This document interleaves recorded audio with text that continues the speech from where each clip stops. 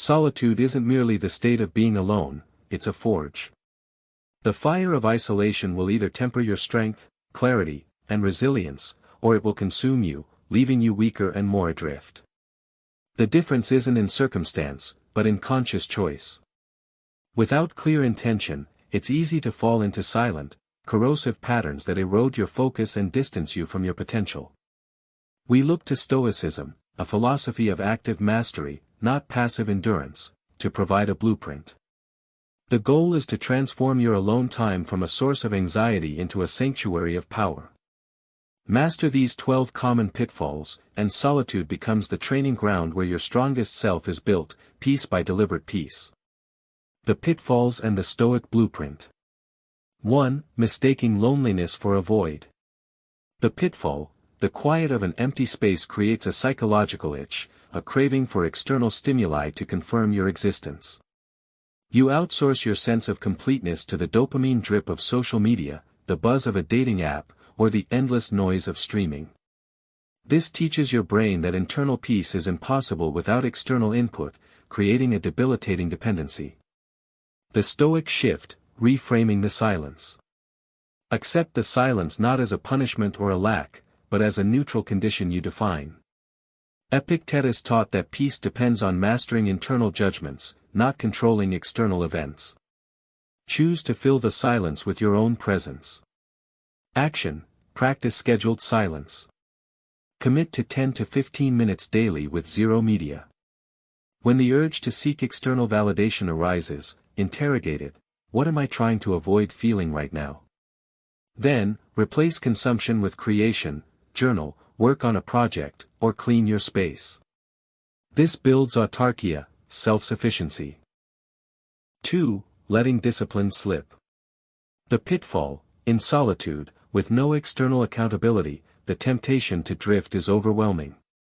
Hitting snooze, blurring work hours, and letting days blend into a formless haze isn't freedom, it's entropy. When your internal standards slip, chaos quietly takes root. The Stoic shift, discipline as the architecture of liberty. Seneca wrote, "Discipline is the mother of success." Discipline is your rudder. A ship without one is a slave to the currents, a disciplined ship is free to choose its destination. Action, implement a non-negotiable morning ritual, e.g., hydration, movement, 10-minute meditation, to set a tone of command. Use time blocking to treat your day like a CEO's schedule. Practice an evening review, like Marcus Aurelius, to observe where you kept or lost your discipline. 3. Running from quiet. The pitfall, we fear silence because it is a mirror, reflecting our unfiltered thoughts, anxieties, and unresolved issues. We create a perpetual soundtrack to shield ourselves. But this noise prevents self-knowledge. A man who cannot endure silence is a man who does not know himself. The Stoic shift, embracing quiet as a teacher. Marcus Aurelius used stillness to organize his chaos and fortify his character. Silence is the gymnasium for the mind. Action, perform mindful mundane tasks, dishes, walking, in complete silence, focusing only on the sensations.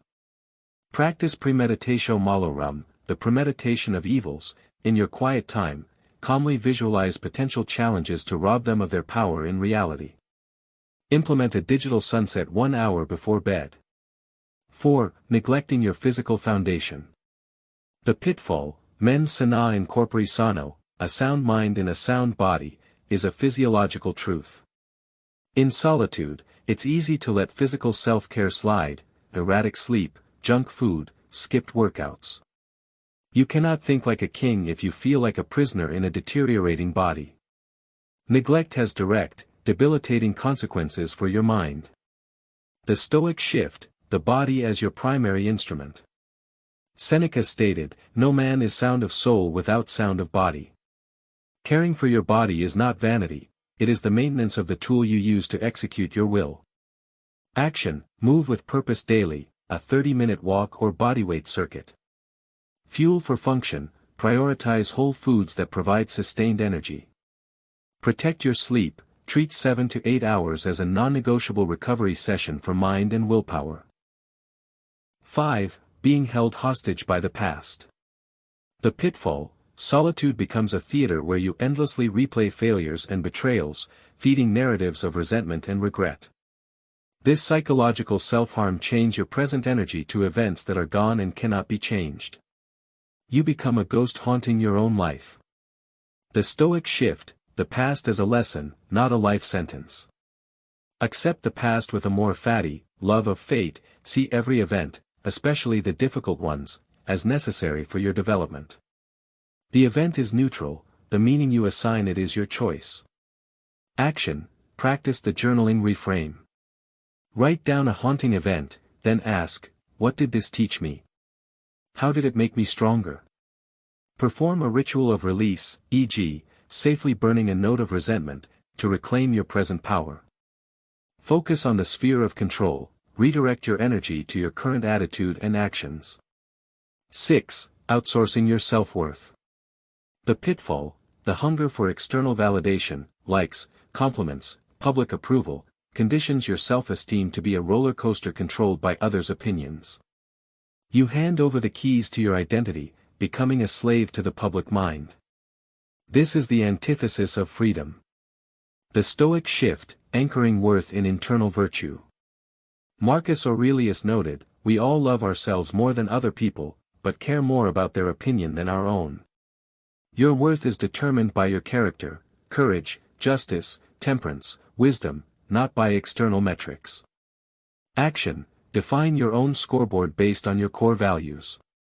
Practice anti-validation by deliberately doing something worthwhile that no one will ever see, e.g., meticulously cleaning, mastering a skill in private. Take a scheduled detox from the feedback loop, social media break, to recalibrate your internal compass. 7. Choosing comfort over growth. The pitfall: the path of least resistance is seductive. It's easier to order fast food, watch TV, and procrastinate. Each choice for comfort over what is right or necessary is a vote for a smaller, weaker version of yourself. Comfort is the slow poison of unrealized potential. The Stoic shift: embracing voluntary hardship. The Stoics practiced ascesis, asceticism, embracing simple food or cold exposure, not as self-punishment, but as training to build resilience and gratitude. Growth and comfort cannot coexist. Action: introduce voluntary discomfort daily, e.g., a cold shower, reading a challenging book. Use the one thing principle: when avoiding a difficult task, commit to the first 5 minutes, momentum will follow. Reframe the struggle: tell yourself, this discomfort is the feeling of growth. 8. Isolating yourself from all influence. The pitfall: there's a critical difference between solitude, chosen reflection, and isolation, defensive withdrawal. Cutting yourself off from all human connection leads to a stagnant mind. Your thoughts echo unchallenged, leading to distorted perspectives and a loss of vitality. The Stoic shift: curating a quality circle. Marcus Aurelius emphasized, "We are made for cooperation." The goal is discernment, shifting from a large circle of shallow acquaintances to a small circle of deep, empowering connections. Action: audit your circle. Honestly assess if your connections energize or drain you. Seek mentors and peers who are a few steps ahead of you, and actively look for high-value communities. Prioritize quality over quantity. One meaningful conversation is better than dozens of shallow ones. 9. Drifting without a compass. The pitfall: solitude without purpose is a ship adrift. You might be busy, but without a clear destination, it's just motion, not progress. This leads to a deep sense of meaninglessness.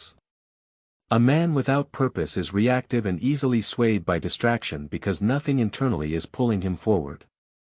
The Stoic shift: purpose as your guiding star. Seneca observed, "If one does not know to which port one is sailing, no wind is favorable." Your purpose, whether grand or personal, provides necessary direction. Action: define your why by writing a personal mission statement. Break it down into micro-goals that make purpose tangible, e.g., master my craft becomes 90 minutes of deep practice today. Use the morning alignment to ensure your first action of the day aligns with your core purpose. 10. Letting pride stunt your growth. The pitfall: pride is the armor of the insecure. It's the voice that says, "I already know that," or "I don't need help." It prevents you from asking questions or admitting mistakes, creating a rigid identity incapable of adaptation. The unwillingness to learn is a guarantee of obsolescence. The Stoic shift: cultivating the student mindset. The greatest Stoics considered themselves lifelong students. Humility is a realistic assessment of your limitations and a courageous openness to new information. Action: seek critical feedback by actively asking people you trust, "What is one thing I could improve?" and listening without defense. Learn from everyone, regardless of status. Admit mistakes publicly to shatter the prison of pride and increase flexibility. 11. Being ruled by your emotions. The pitfall: emotions are data, not directives. In solitude, without moderating influence, emotions can amplify. A spark of anger becomes a fire. Surrendering to this tide makes you a puppet, your strings pulled by whatever you happen to be feeling. The Stoic shift: becoming the observer of your inner world. Epictetus taught that we are disturbed not by things, but by the views we take of them. Insert a pause between the trigger and your response to choose a rational action. Action: name and tame. When a strong emotion arises, label it, "This is anger." This simple act creates distance. Journal the judgment by asking, "What story am I telling myself that is causing this emotion?"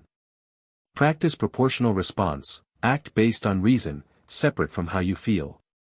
12. Quitting at the first difficulty. The pitfall: when a goal becomes difficult, the primitive brain signals retreat. Quitting feels like relief, but it ensures you'll never achieve anything significant. Every meaningful pursuit is paved with obstacles. Mistaking obstacles for stop signs is the most common dream killer. The Stoic shift: the obstacle is the way. The challenge is not a barrier blocking your path, it is the path. The struggle is the training that forges the strength and perseverance needed to achieve your goal. Action: practice premeditation of obstacles. Before starting, write down everything that could go wrong to prepare for setbacks. When overwhelmed, focus on the next action. What is the very next, tiny step I can take? Reframe failure: see quitting as the only true failure. Persisting builds unbeatable character. 13. Living in hypothetical futures: the anxiety trap. The pitfall explained: solitude gives your mind too much empty space, and the mind's default setting is to fill that space with worry. You spend hours catastrophizing: what if the deal falls through? What if I lose my job? What if I never meet the right person? This is not planning, it is psychological time travel. You project future possibilities, most of which are unlikely, into the present, allowing them to steal your focus and generate real, debilitating anxiety. You suffer imaginary evils, exhausting the energy you need to handle the very real challenges of today. The Stoic shift: the sovereignty of the present moment. Marcus Aurelius constantly reminded himself that he had power only over the now. The future is governed by forces outside your control, fortune/fate, and to worry about it is irrational. Your task is to apply yourself fully to the duty at hand. Action: practice moment-to-moment presence. When your mind jumps to a worry, acknowledge it, and then ask, "Is this a problem I can solve right now?" If the answer is no, deliberately redirect your attention to a task, a sensory experience, the feeling of your feet, the sound of the rain, or the most important action of the hour. Action: implement worry time. Dedicate 15 minutes each day to writing down all your anxieties. Once they are on the paper, you have permission to ignore them for the rest of the day, proving you have control over when and how you engage with worry. The outcome: you exchange debilitating anxiety for focused action. You become a man who is calm under pressure because you refuse to live in hypothetical scenarios. 14. Confusing busyness with productivity. The pitfall explained: being alone allows for long, uninterrupted stretches of work. But without a strict framework, it's easy to slip into performative busyness, answering non-essential emails, fiddling with project settings, scrolling through research, or rereading work you've already completed. You feel productive because you are doing things, but you are not moving the needle on your most important goals. This is a form of procrastination fueled by the desire for low-effort, high-volume activity. The Stoic shift: action must be directed by reason. The Stoics demanded that action serve a clear purpose, telos. Seneca advised against merely being busy. True productivity is about working on things that truly matter and practicing negative visualization, asking what you would regret not doing on your deathbed.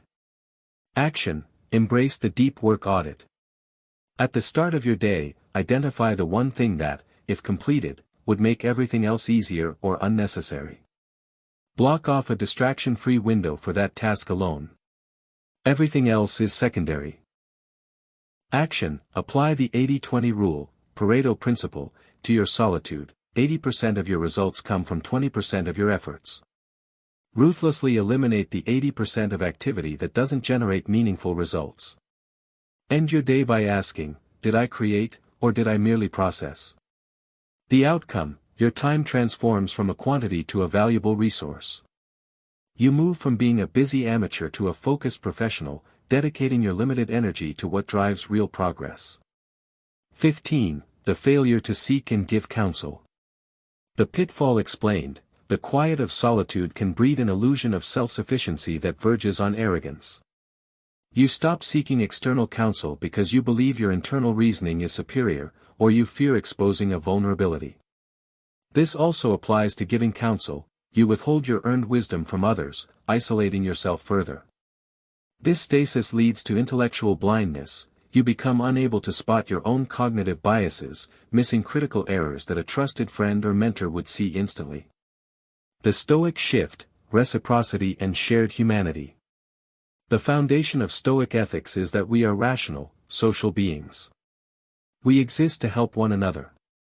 Marcus Aurelius emphasized that reason is given for the common good. Seeking advice is not weakness, it is a strategic utilization of collective wisdom. Giving help is not a chore, it is the fulfillment of your duty. Action: establish an accountability partner/mentor. Identify one person whose judgment you respect and initiate a monthly check-in focused purely on candid assessment of your goals and character. Be humble and specific: what blind spot do you see in my current approach? Action: practice generous counsel. Once a week, find an opportunity to sincerely offer help, advice, or perspective to someone who could use it, even in a small way. This breaks the pattern of internal focus and reinforces your role as a capable, contributing member of society. The outcome: you gain access to critical perspective that prevents stagnation and error. By actively participating in the human community, your self-sufficiency becomes grounded and useful, not brittle and isolated. The foundational shift: rewriting your mental story. Underlying all these pitfalls is one core, meta-mistake: believing a disempowering story about yourself. This silent script runs in the background of your mind: I'm too anxious, I'm easily distracted, I'll always be this way. This story becomes a self-fulfilling prophecy. The Stoic shift: you are the author. The most profound Stoic teaching is that you have power over your mind. You are not your thoughts, you are the observer of your thoughts. And as the observer, you have the power to edit the narrative. Action: catch the script and say, stop. That is just a story I am telling myself. Action: write a new story with an empowering personal mantra: I am a man of focused action who controls his own attention.